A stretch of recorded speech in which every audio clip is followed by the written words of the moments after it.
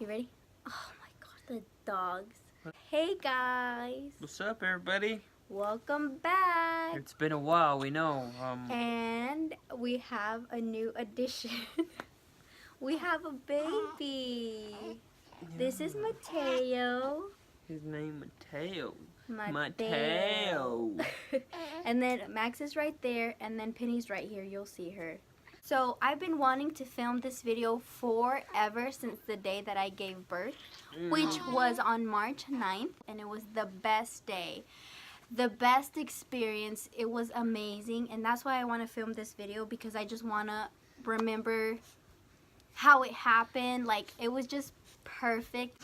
We're gonna go ahead and tell that story, but first we want to give a little backstory. So one day I was watching YouTube videos, and I came across a video that was titled like when not to go to the hospital or something like that. So I clicked on it. When I saw that video, I really liked it because it had so much information, and the lady, her name is Sarah Lavonne. I think that's also her YouTube channel. Yeah, Sarah Lavonne. We'll try to leave it down below, but if you are pregnant, or if you're about to give birth, or if you are just curious about any of this information, look her up. Her videos are amazing. They have so much good information, and she's so funny. Is she not funny? She's very funny. I sent him that video so he could watch it, because again, like, he was clueless about labor and delivery, and I wanted him to be able to help me, and I didn't want him to feel stressed out either.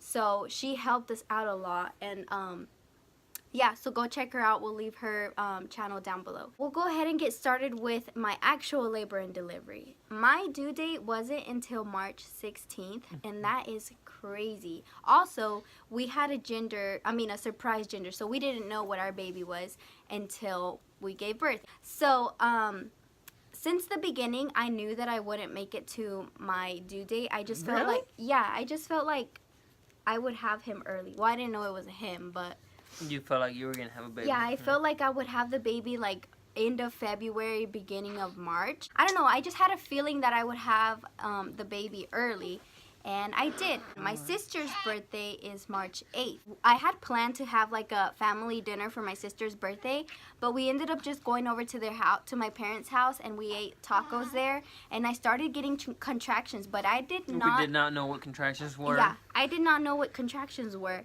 So I had 2 within an hour that we were there. We had to go home because I just wasn't feeling good. I felt uncomfortable. So the drive from my parents' house to our house is probably a 10 to 15, 20-minute drive, not 10. Yeah. Okay, 15 to 20-minute drive. And it was so intense. Like, I just felt even more and more uncomfortable as we kept driving, and I just wanted to get home so bad. So we got home, and it wasn't going away. Again, I did not know it was contractions yet. For me, I never not that I didn't question the contractions, because you're supposed to time them, and if they were 4 minutes in between contractions, yes, for 1 minute long each contraction, for 1 hour. So it has to be consistent. It can't be like, oh, a contraction here, and then 2 minutes later, and then 10 minutes later. Like, supposedly that's not real contractions. That could be Braxton Hicks, but I never got Braxton Hicks.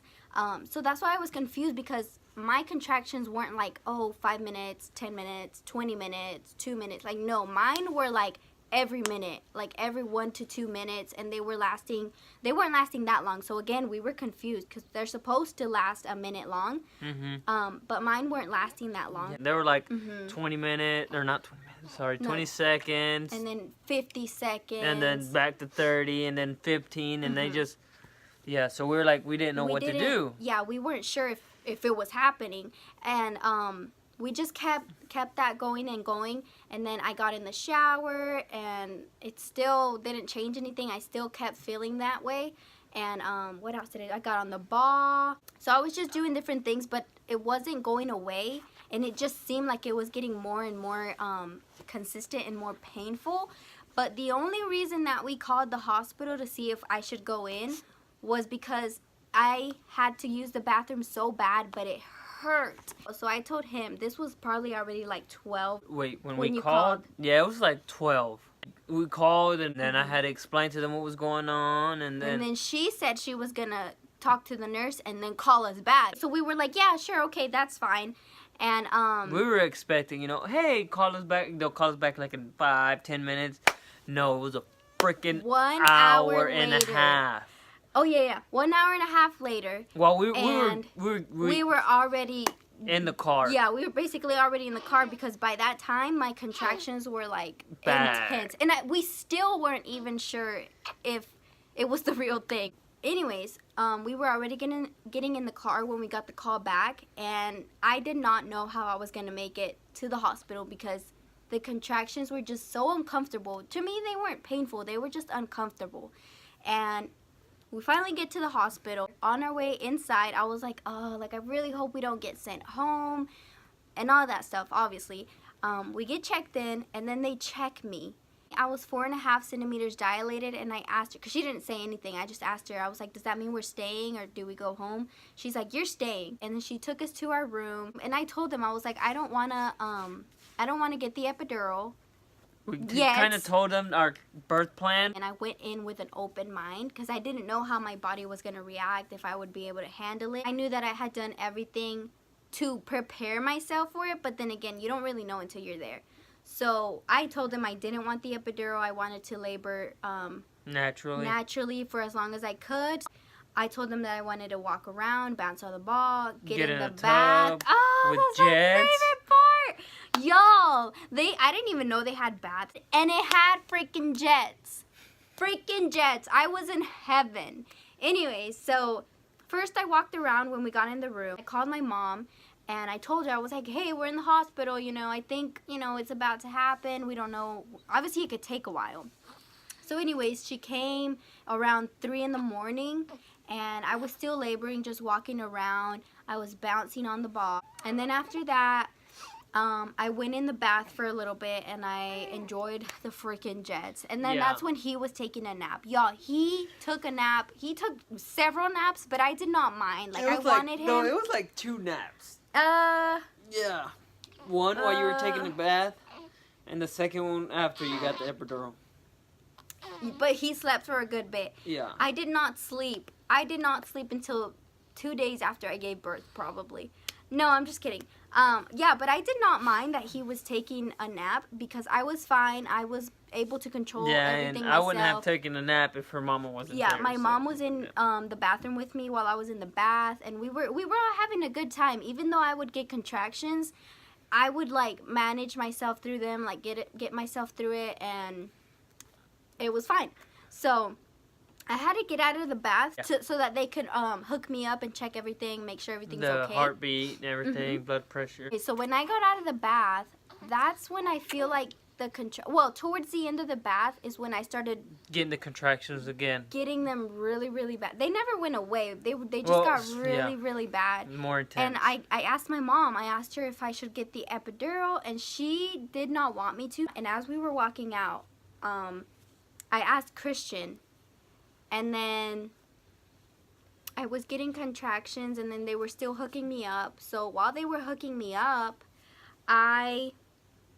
You asked them. I asked them if I could get the epidural because at a certain point you can't get the epidural anymore. Yeah, I think once you're 8 centimeters dilated, you can't get it anymore. Yeah.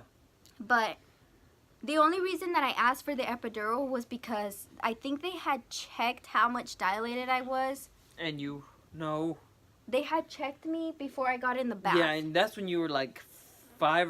I was 5 centimeters dilated. So that's why I asked for the epidural, because when I got out of the bath, I felt my body couldn't handle it anymore. So I asked them, I was like, can I just go ahead and get the epidural? And they're like, yeah, let's go ahead and check you. So they checked me. I was 7 centimeters dilated. And I was like, oh, can I still get the epidural? And they said yes. I was so scared that I wouldn't be able to. But they said yes. And they broke my water when they were checking me. My mom still kept trying to say, like, don't get it. And you're going to regret it. You're going to have back pain the rest of your life. And she already has back pain. Yeah, so I was like, whatever. No, but I was a little frustrated, so I just told my mom, stop. And I guess the nurse kind of caught on. And obviously only one person can be in there when you get the epidural. So they told my mom to go outside of the room. I felt bad, but then again, it's me having the baby. It's my body. It's the pain that I'm feeling. So it was my decision. And everything was fine after that. She came back inside, and I was on cloud 9. I was feeling great. I was taking selfies. That's when I texted all my friends and family and told them that we were having the baby. When I was laying there, the nurse sat me up, and she told me to, if I feel any pressure down there, to let her know, and then we would start pushing. And if I didn't feel anything, that they were going to come in at 12 to check me again and see how dilated I was. So they came in at 12 and they checked me, and I was 9.5 centimeters dilated. So she told me that we were going to go ahead and start practice pushing. Yeah. I did a couple of pushes, and then she said I wasn't ready yet, but that she was going to go get the midwife. When she came back, we started pushing again. And this was the intense part. It wasn't that intense, but it was like, for me, it was hard because I was on the epidural and I couldn't feel anything. When I was pushing, I felt like I wasn't doing anything. But the cool thing was, I was seeing myself push. They put a mirror down there so I could see if I was pushing the baby out. So that kind of gave me an idea, and I was able to be like, okay, let me try a different way of pushing. So I think that really helped. So if you're ever in labor and you're gonna have a baby or whatever, ask for a mirror, because that was really helpful for me. So we're pushing, and we actually recorded this part, well, towards the end. I pushed for an hour, and then he was born. He was born at 1:58. Yeah. He was born at 1:58 in the afternoon, and that was it. Good. Here comes the baby's head. You got it, baby. You got it, baby. You see it, baby. Look in the mirror. We're gonna find out what it is. We're gonna find out what it is. Oh my goodness. Good job. Come on. You got it, honey. You got it. You got it. You got it, honey. You got it. Push me. You got it, honey. You got it. Go. Come on. Come on, honey. You got it. You got it. You got it, honey. You got it. That's it, baby girl. Good job, baby girl. Again, he was a surprise gender. We did not know that it was a boy. My mom was the first one to see, and she cried. I cried. There was so much going on. When my mom said it was a boy, my mind was still stuck on the fact that I saw my child come out of me. So, like, She just gave freaking birth. I was more focused on that. I couldn't process it fast enough. But I still, to this day, like, loved every single bit of it. And I wish I could just do it again. Like, literally today, on a Saturday, he was born. Not today. Today's Saturday, that's what I'm saying. But 5 weeks ago? No, 6 weeks ago. 6 weeks ago. It was just amazing, and I really wanted to share this story for other people who might be going through this, or mainly so y'all can check out Sarah Lavonne, because Sarah Lavonne is the bomb. Yeah. She's amazing. And if it wasn't for her, honestly, we probably would have had a completely different outcome. Experience. Yeah, it would have been. Yeah. Because, like, I mean, I'm a guy. I don't know what to expect. I don't know what to do. It was just really helpful. She got videos about this. If you need help with labor and delivery, check her videos out. We'll leave her link down below. She's great. So that's it. That's our labor and delivery story. Hopefully you guys enjoyed this video. Leave your comments down below if you're expecting your baby, if you're about to give birth. If you have any questions, leave them down below, and we'll try to... Oh, never mind. We're not popular. We don't have like 10 billion comments. We'll try to get back to you if we can, if we see it. We hope you guys enjoyed. Make sure to stick around, because we might be posting more videos. Don't forget to like, subscribe, and turn on the bell notification so you guys know when we upload next time. Alright guys, that's it. So stay tuned for more videos with Craig, Chica, and Peanut. Bye.